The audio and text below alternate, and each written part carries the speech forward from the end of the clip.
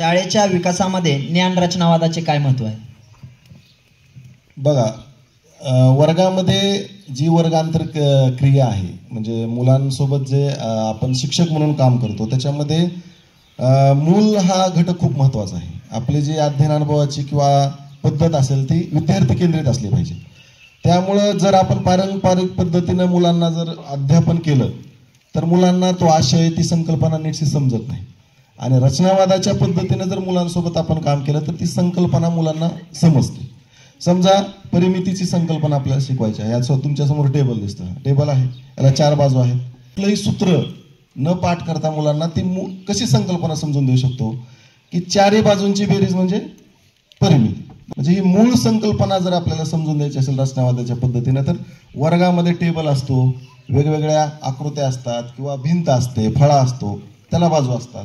मग सर्व बाजूंची बेरीज म्हणजे परिमिती. अशा पद्धतीनं साध्या सोप्या पद्धतीनं आपण मुलांना रचनावादाच्या पद्धतीनं अध्ययन अनुभव देऊ शकतो. त्यानंतर तिसरीला जर ती मूळ संकल्पना समजली, 4थी 5वी 6वी 7वी 8वी 9वी 10वी पर्यंत विद्यार्थ्यांना फक्त काठीने पाती वाढलेली असते. बरोबर आहे का? त्यामुळं मूळ संकल्पना समजण्यासाठी रचनावाद खूप महत्त्वाचा आहे.